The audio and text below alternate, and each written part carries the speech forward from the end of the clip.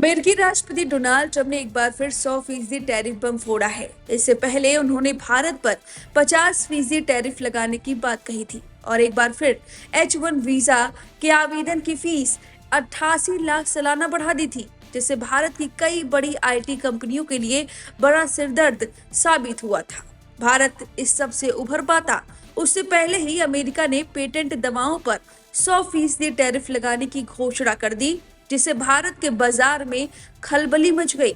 दरअसल माना जा रहा है कि भारत की दवा निर्माताओं को भी यह बड़ा झटका है।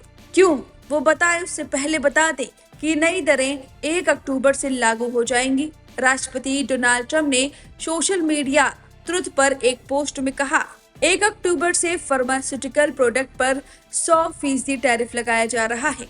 वहीं किचन कैबिनेट, बाथरूम, वैनिटीज और ऐसे ही घरेलू सामान पर 50% टैक्स लगेगा।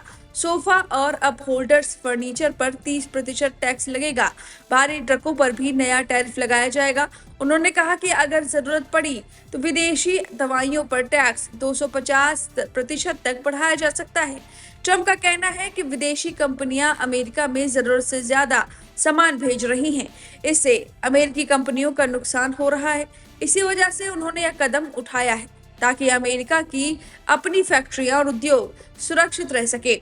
अमेरिका में दवा बनाने वाली कंपनियों को इससे छूट मिलेगी। वहीं डोनाल्ड ट्रंप ने दवाओं के अलावा किचन कैबिनेट पर 50%, असम वाला फर्नीचर पर 30% और बड़े ट्रकों पर 25% का टैरिफ लगा दिया है। अब सवाल ये है कि इन टैरिफ से भारत पर कैसे असर होगा। तो बता दें कि दवाओं पर 100% टैरिफ लगाने का असर भारत की दवा कंपनियों पर ज्यादा पड़ने वाला है। साल 2024 में भारत ने 31,626 करोड़ से ज्यादा की दवाओं का अमेरिका में निर्यात किया था।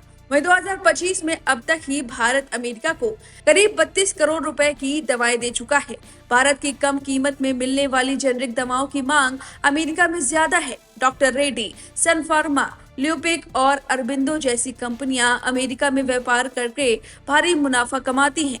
हालांकि डोनाल्ड ट्रंप ने सिर्फ ब्रांडेड और पेटेंट दवाओं पर ही टैरिफ लगाया है।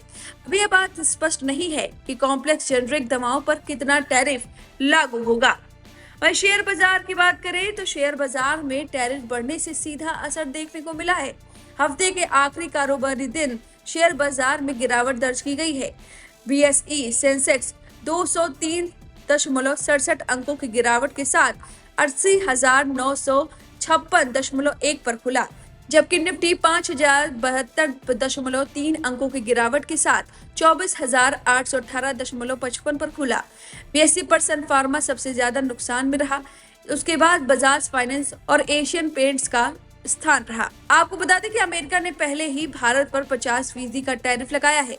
इसमें रूस से तेल खरीदने की वजह से 25% का अतिरिक्त टैरिफ भी शामिल है। इसके अलावा अगस्त में ही अलग अलग देशों पर भी टैक्स बढ़ा दिया गया था, जिसमें ब्राजील पर 50% टैक्स, दक्षिण अफ्रीका पर 30% टैक्स, वियतनाम पर 20% टैक्स और जापान पर 15% टैक्स। वहीं दक्षिण कोरिया पर 15% टैक्स लागू किया गया था।